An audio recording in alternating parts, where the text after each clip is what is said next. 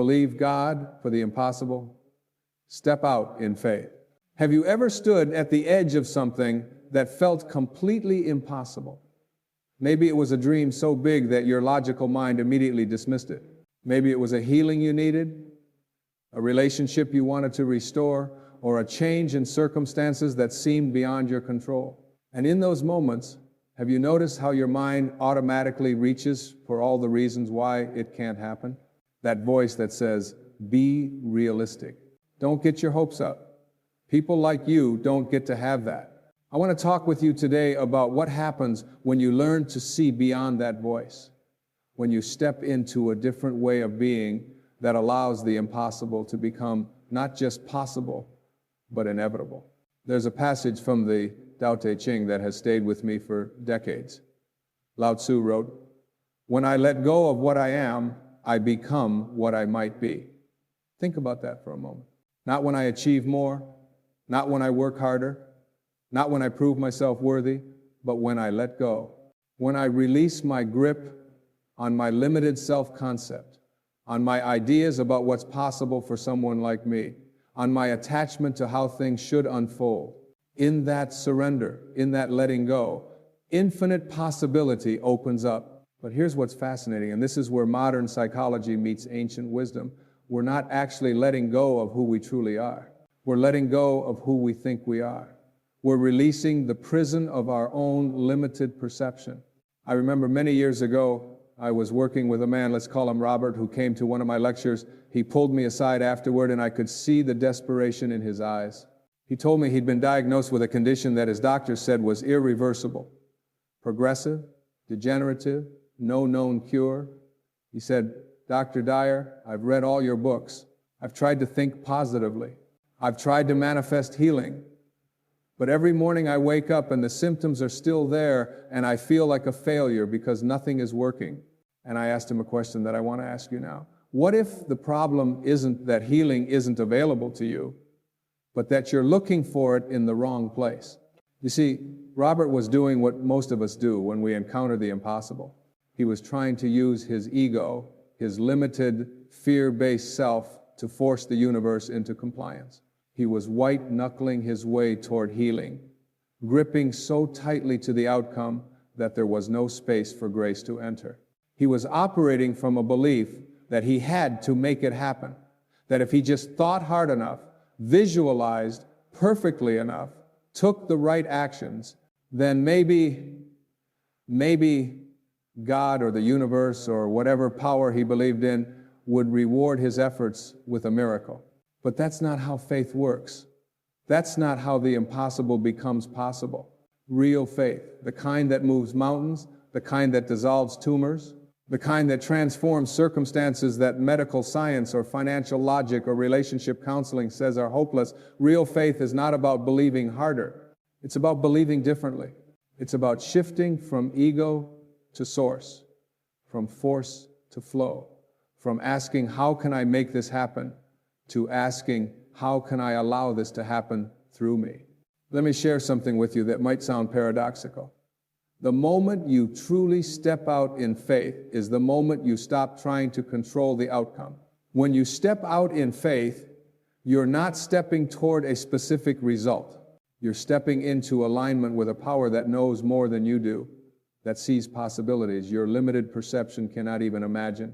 You're saying, I don't know how this will unfold, but I trust that there is an intelligence in this universe that is for me, not against me. Now, I can already hear some of you thinking, but Wayne, what about taking action? What about being proactive? Are you saying I should just sit around and wait for miracles?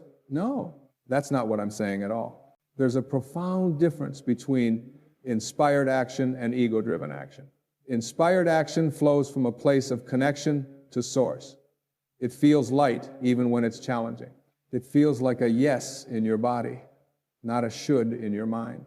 Ego-driven action, on the other hand, comes from fear, from control, from a belief that if you don't force it to happen, it won't happen. And here's the irony. Ego-driven action, no matter how much effort you put in, will always hit a ceiling. It will always be limited by what your conditioned mind believes is possible. But inspired action can part the Red Sea. Robert and I talked for a long time that evening. I asked him to try something different.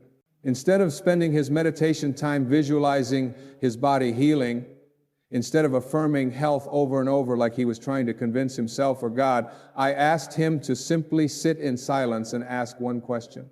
What wants to emerge through me? Not, please heal me, but what wants to emerge? Because you see, when we're fixated on a specific outcome, even healing, even something we desperately need, we're still operating from ego. We're still saying, I know what should happen, and my job is to make it happen. But when we open ourselves to what wants to emerge, we're saying something radically different. We're saying, I trust that there is a divine intelligence at work here, and I'm willing to be surprised by how it unfolds. 3 months later, Robert wrote to me. He said that in the beginning, sitting with that question felt frustrating, even pointless.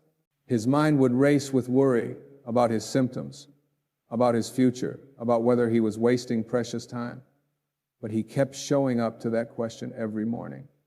And gradually, something began to shift. He noticed that on certain days, he would feel a strong intuition to call an old friend, or to try a particular food he'd been avoiding, or to spend time in nature instead of at another doctor's appointment. These weren't dramatic, lightning bolt moments. They were quiet nudges. And because he'd practiced letting go of his agenda, because he'd created space for something beyond his ego to guide him, he followed them. The remarkable thing, and I want you to really hear this, is that Robert's healing didn't happen the way he thought it would. His condition didn't suddenly reverse overnight in some medically inexplicable miracle. Instead, over the course of about 18 months, a series of seemingly unrelated events unfolded. That old friend he called mentioned a specialist who was doing cutting-edge work that his original doctors hadn't known about. That dietary change reduced inflammation in ways that created new possibilities for treatment. That time in nature shifted his nervous system out of chronic stress, which every piece of research shows impacts healing. And yes, there were changes that medical science couldn't fully explain. But here's what matters most. Robert stopped identifying as a sick person fighting against his body. He started experiencing himself as an expression of infinite intelligence that was reorganizing itself toward wholeness.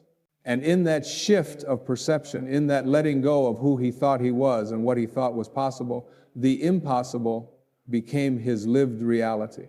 Now, I know some of you might be thinking, that's beautiful, Wayne, but I need to pay my rent next week. I can't just trust the universe and hope money appears. And I understand that.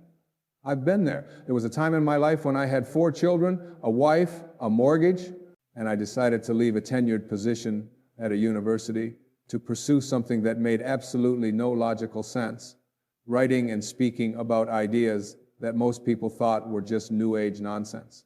My colleagues thought I'd lost my mind. My family was worried. And honestly, there were nights when I wondered if they were right.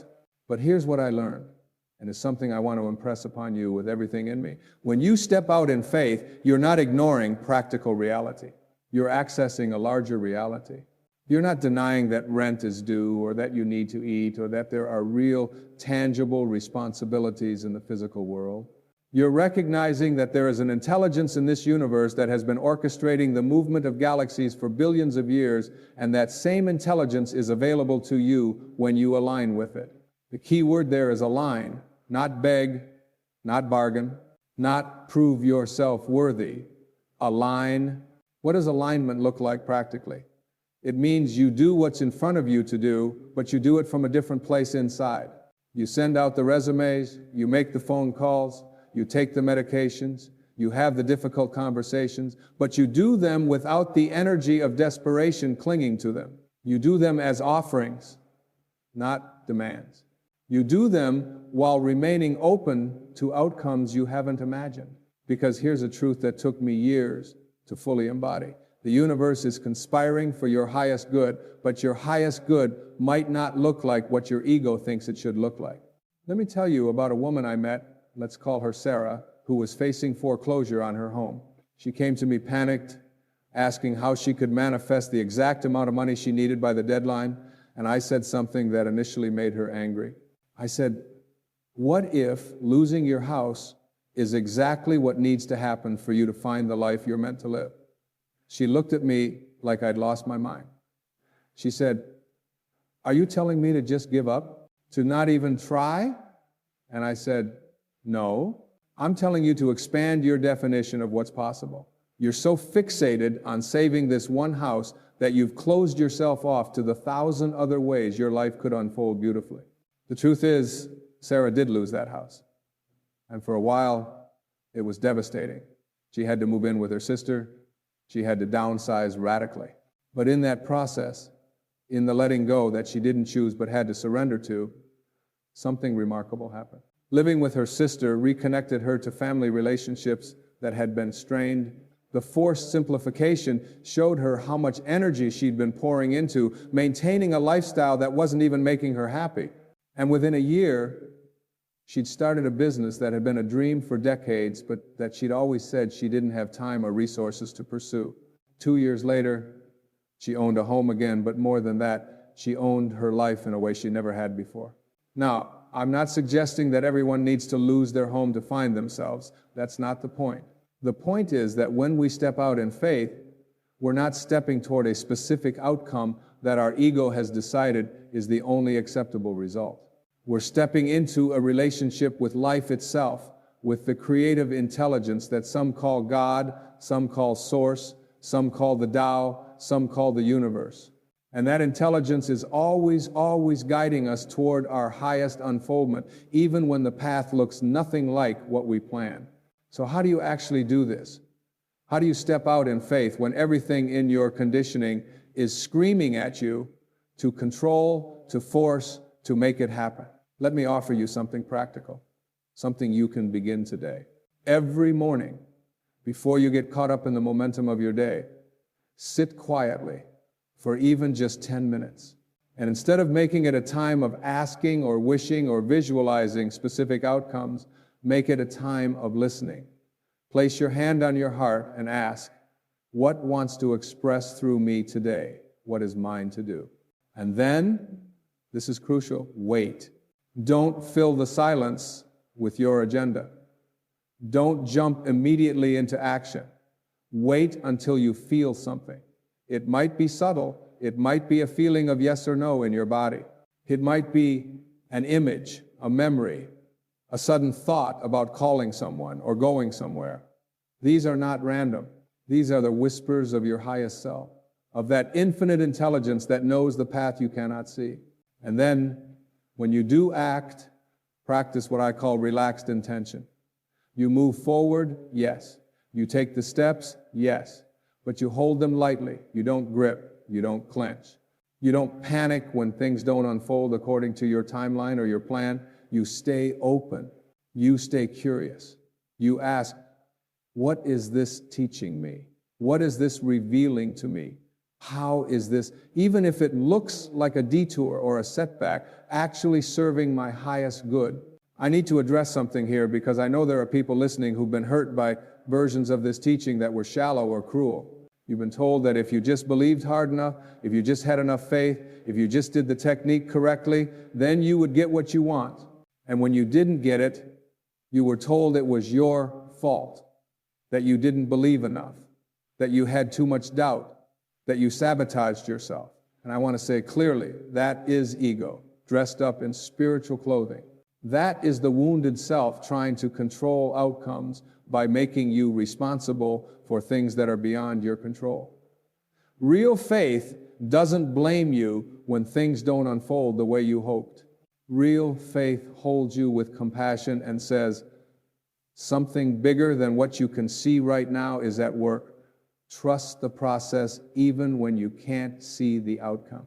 There's a story I love from ancient China about a farmer whose horse ran away. His neighbor said, "What terrible luck!" And the farmer said, "Maybe." The next day, the horse returned with several wild horses, and the neighbors said, "What wonderful luck!" And the farmer said, "Maybe." Then the farmer's son tried to ride one of the wild horses and broke his leg, and the neighbor said, "What terrible luck." And the farmer said, "Maybe."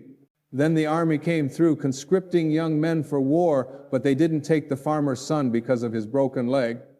You see where this is going? The farmer had learned something that most of us resist with every fiber of our being. We don't actually know what's good or bad. We don't have the perspective to judge whether what's happening right now is a blessing or a curse because we can't see how the story unfolds. Stepping out in faith means being willing to be the farmer. It means saying maybe when your ego wants to label everything as disaster or triumph. It means staying present with what is while remaining open to what could be. It means recognizing that your job is not to figure out how the impossible becomes possible. Your job is to show up, to be available, to stay aligned with the highest truth you know, and to trust that the how will reveal itself in perfect timing. I've lived long enough now, and I hope you'll forgive an old man for saying this, to see the pattern over and over. The things I thought I wanted, the things I prayed for and demanded and tried to force into being, often the universe had a better idea. Often what I thought was the answer was actually keeping me from something far more beautiful. And the things I thought were disasters, the losses and failures and closed doors, almost always turned out to be redirections towards something I couldn't have imagined, but that was exactly what my soul needed. So when I talk about believing God for the impossible, I'm not talking about using God like a cosmic vending machine where you put in enough faith and get out the result you want. I'm talking about something much more profound and much more challenging. I'm talking about trusting that you are not separate from the creative intelligence of the universe. That the same power that grows an oak tree from an acorn, that heals a cut on your skin without you having to think about it, that orchestrates the symphony of your body's trillions of cells functioning in harmony every moment, that same power is available to you when you stop trying to control it and start collaborating with it. The impossible is only impossible from the perspective of ego, from the limited viewpoint that says, this is all there is. These are the only options. I can only work with what I can see and measure and understand. But you are not just ego. You are so much more than that scared, controlling part of you that's trying to manage life from a place of fear. You are an expression of infinite creativity. You are, as the mystics have said for millennia, the universe becoming conscious of itself.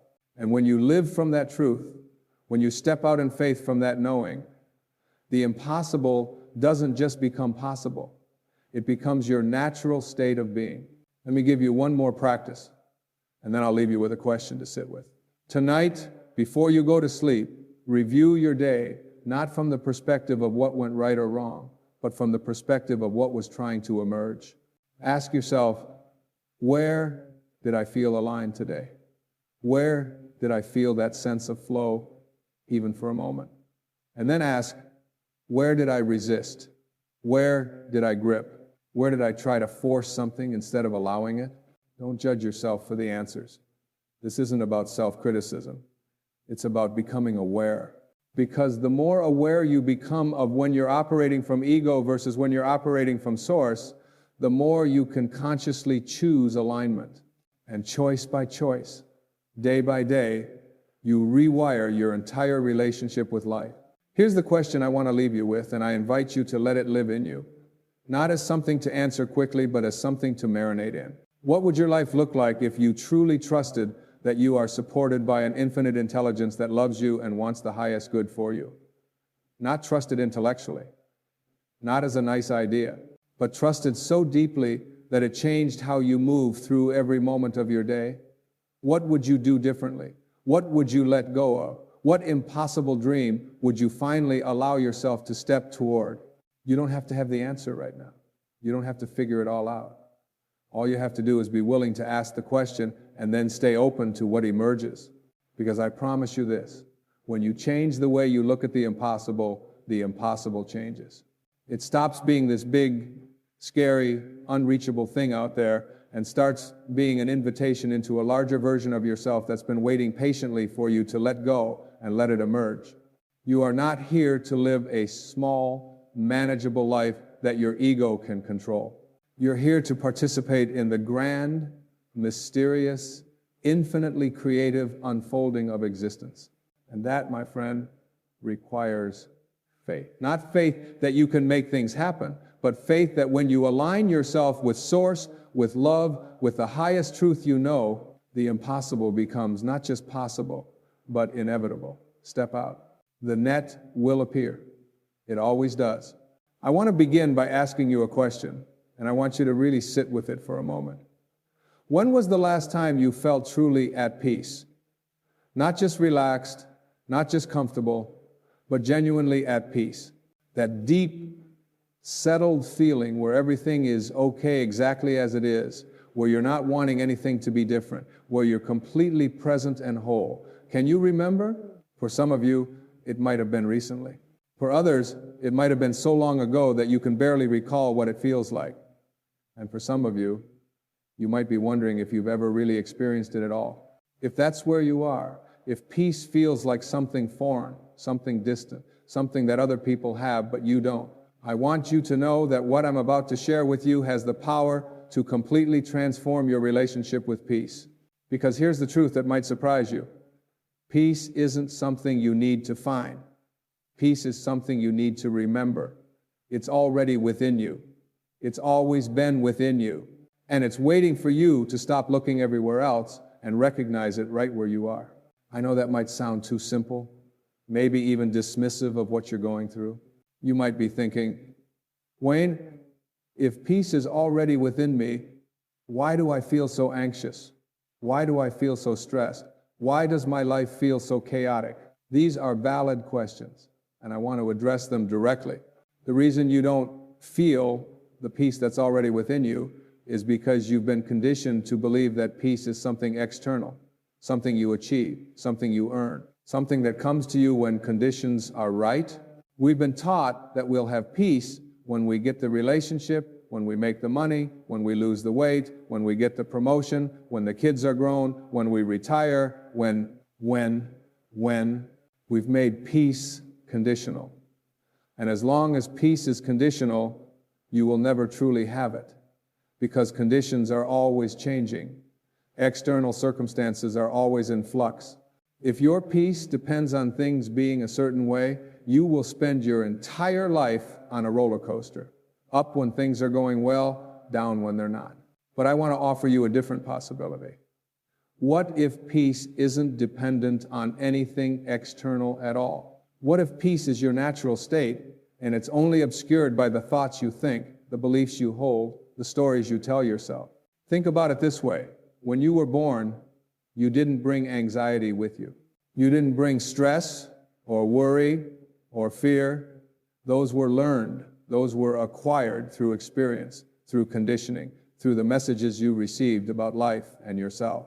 Underneath all of that acquired conditioning, underneath all those layers of learned responses, there's the original you, the essential you, the you that existed before the world told you who you should be. And that essential you is at peace. It's always been at peace. It never stopped being at peace. You just forgot about it. You covered it over with so many thoughts and beliefs and fears that you lost touch with it. So finding peace isn't really about finding something new. It's about uncovering what's always been there. It's about removing the obstacles to peace rather than creating peace. It's about letting go rather than adding on. And that's actually wonderful news, because it means peace is accessible to you right now, in this moment, regardless of your circumstances. You don't need to wait for anything to change. You don't need to fix yourself or your life. You just need to look in the right place. You need to stop seeking peace out there and start recognizing it in here. Let me share something from my own journey that really drove this home for me. There was a period in my life when I was searching desperately for peace. I was reading every book, trying every technique, attending every workshop. I was meditating, I was visualizing, I was affirming, and while all of those things had value, I was approaching them with the wrong understanding. I was treating them like tools to create peace, to manufacture peace, to force peace into my life. And then one day, I was sitting by a lake, just watching the water, not trying to do anything or achieve anything, and something shifted. I realized I was already at peace in that moment. Not because I had done anything right, not because I had finally figured it out, but simply because I had stopped trying. I had stopped seeking. I had stopped thinking that peace was somewhere other than where I was. And in that moment of complete acceptance, complete presence, complete surrender to what is, there it was. The peace I had been chasing was the peace I had been standing on all along. That experience taught me something fundamental about the nature of peace. Peace isn't a destination you arrive at. Peace is what you discover when you stop running. It's not something you achieve. It's something you allow. It's not something you create. It's something you uncover. And the moment I understood that, everything changed. Not because my external circumstances changed. They didn't. But because I stopped making my peace dependent on those circumstances, I stopped waiting for the right moment and started being present to this moment. I stopped looking for peace and started being peace. Now, I want to get very practical with you about what blocks peace in your life. Because once you understand what's in the way, you can begin to remove those obstacles. The first and biggest obstacle to peace is the constant activity of the thinking mind.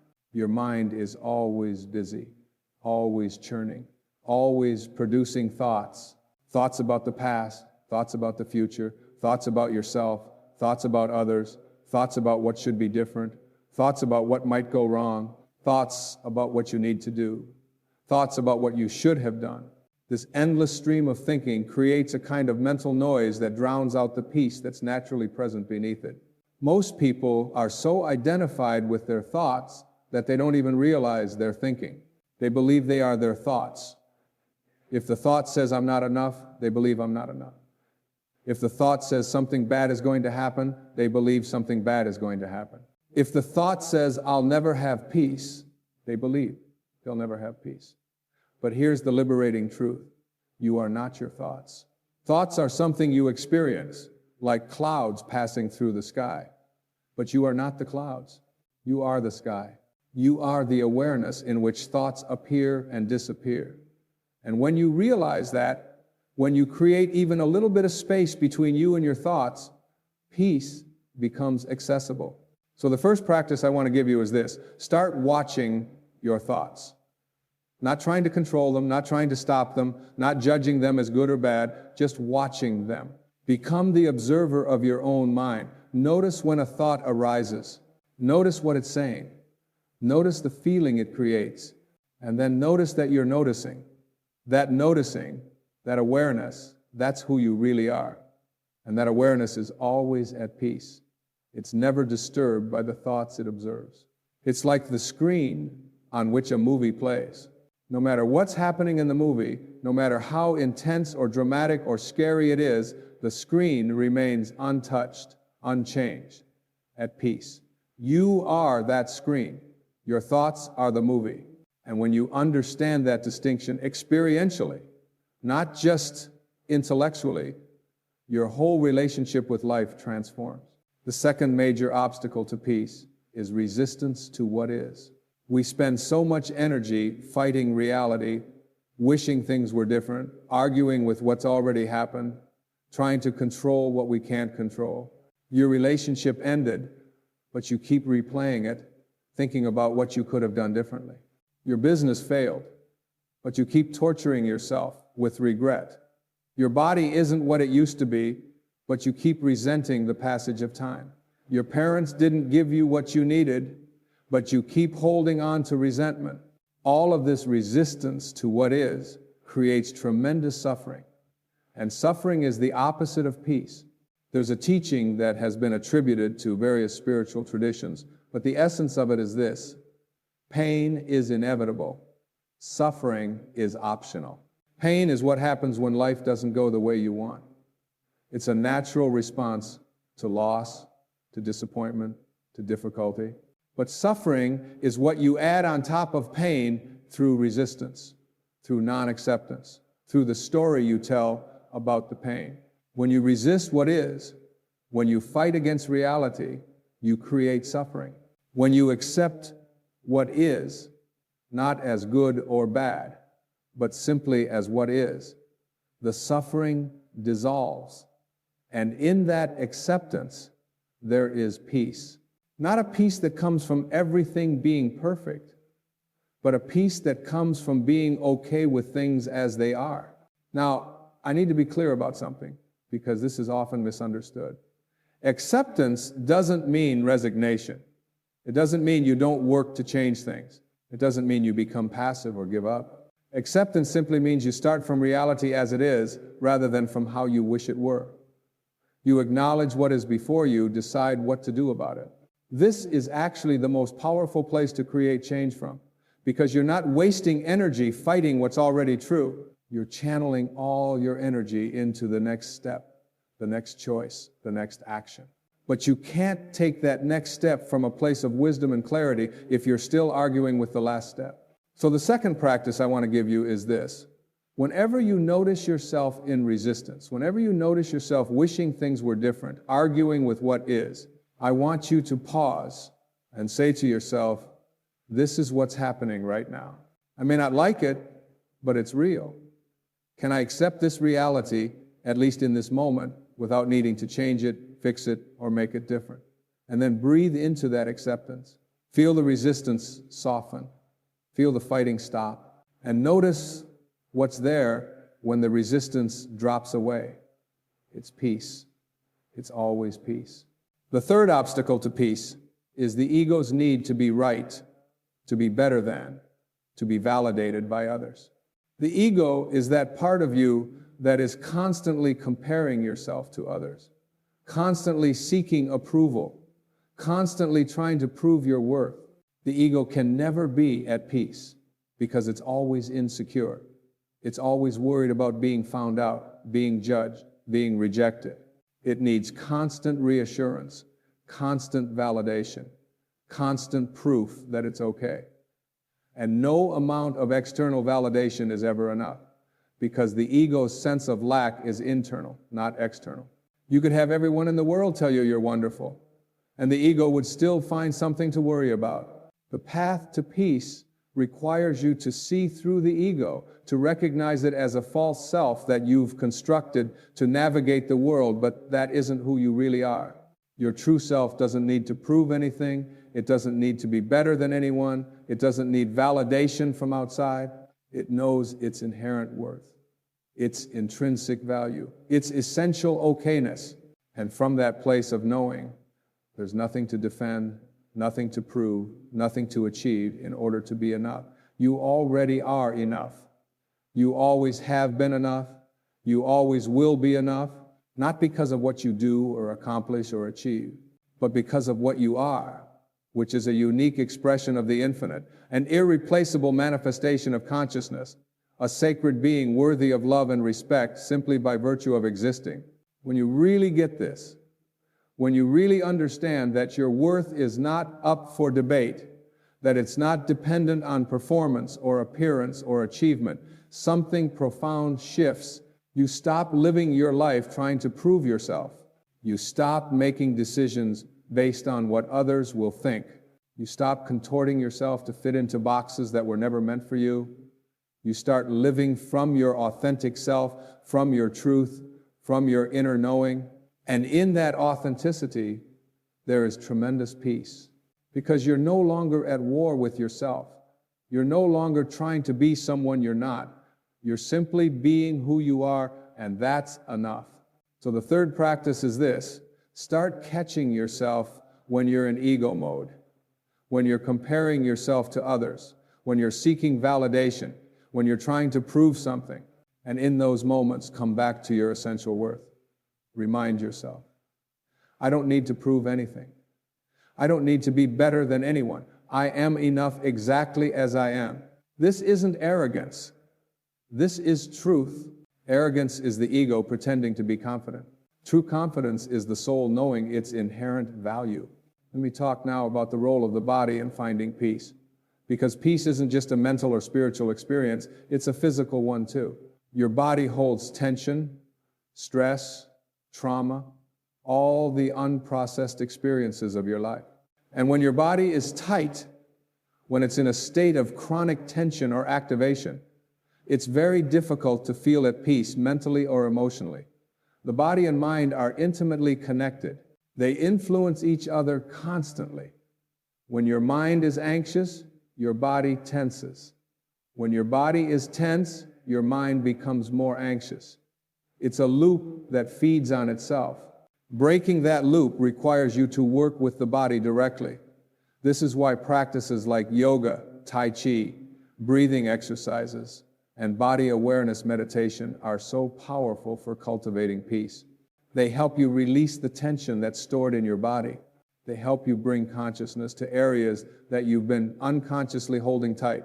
They help you regulate your nervous system, shifting it from a state of fight or flight to a state of rest and digest. When your body is relaxed, when your nervous system is calm, peace becomes much more accessible. It's not that you create peace through these practices. It's that you remove one of the major obstacles to experiencing the peace that's already there. I want to give you a very simple but powerful practice you can do right now and anytime you need to reconnect with peace. It's a practice I learned many years ago and have used countless times. It's simply this: place one hand on your heart and one hand on your belly. Close your eyes if you're comfortable doing so. And just breathe. Breathe slowly and deeply, feeling your belly expand on the inhale and contract on the exhale. As you breathe, bring all your attention to the sensation of your hands on your body, the rise and fall of your breath, the beating of your heart. Do this for just 3 to 5 minutes. What you're doing is bringing your awareness into your body, out of your thinking mind. You're activating the parasympathetic nervous system, which is responsible for relaxation and restoration. And you're creating a felt sense of safety and presence. This simple practice can shift your entire state in just a few minutes. Now, I want to address something that often comes up when people are seeking peace, and that's the belief that they need to fix themselves first. They think, once I heal my trauma, then I'll have peace. Once I overcome my anxiety, then I'll have peace. Once I work through my issues, then I'll have peace. But this is backwards. This is making peace conditional again. Yes, healing is important. Yes, working through issues has value. But you don't need to wait until you're healed to have peace. Peace is available to you right now, in the midst of your healing, in the midst of your struggles, in the midst of your imperfection.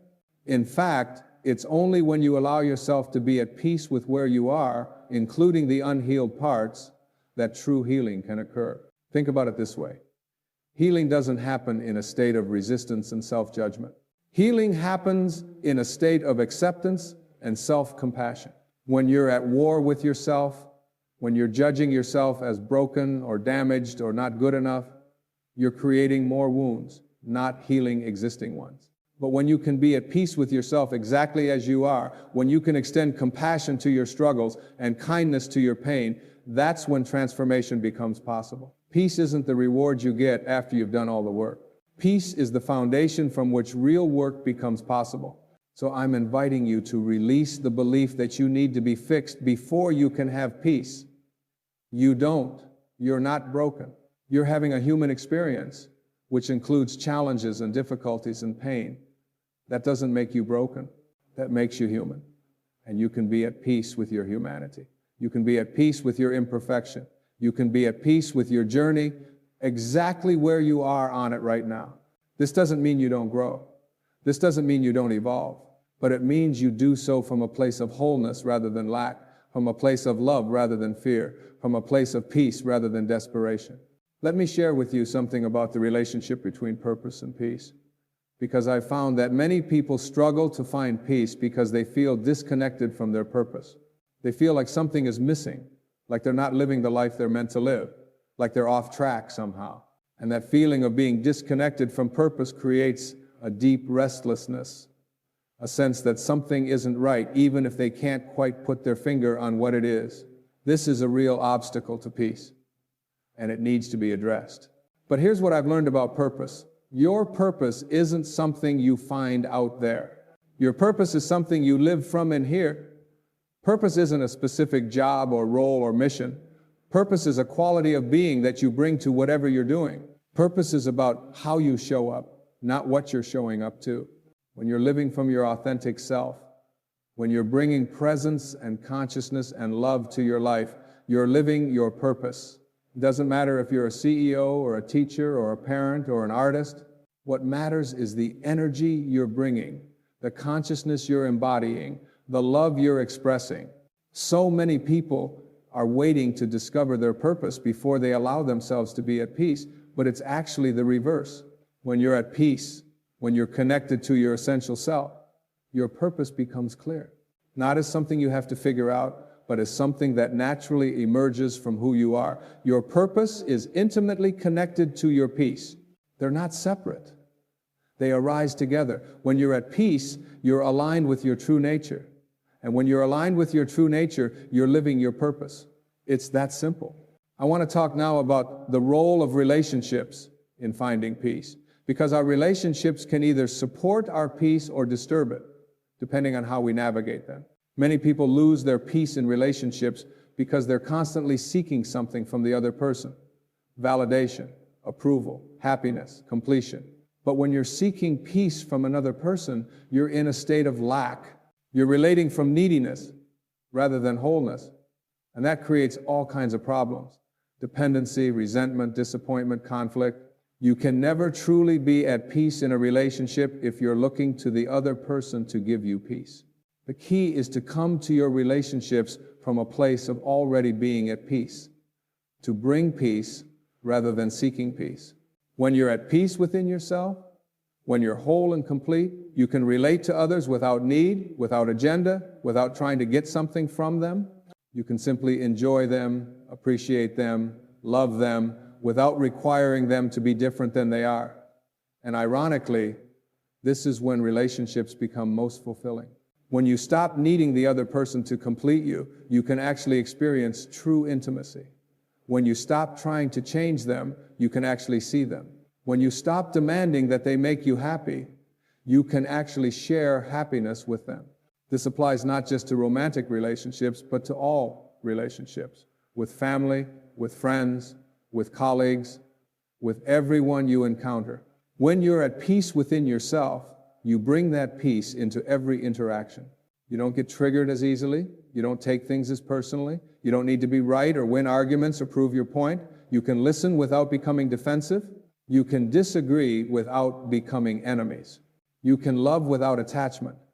This is the foundation of healthy, nourishing relationships. And healthy relationships, in turn, support your peace. But what about when relationships are genuinely toxic or harmful?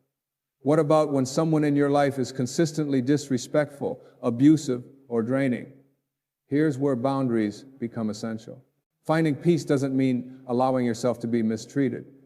It doesn't mean being a doormat or tolerating behavior that harms you. Peace requires wisdom, and wisdom sometimes means creating distance, setting limits, or even ending relationships that are destructive. You can do this from a place of peace rather than reactivity. You can set boundaries with love and firmness, without anger or resentment. You can choose to protect your peace by choosing who you allow in your inner circle. This brings me to something crucial: the difference between peace and passivity. Some people think that being at peace means never taking action, never standing up for yourself, never making waves. But that's not peace. That's suppression. That's avoidance. Real peace is actually incredibly powerful. When you're truly at peace, you can take strong action without being caught up in drama. You can stand up for yourself without needing the other person to change. You can say no without guilt. You can speak truth without aggression. You can create change without force.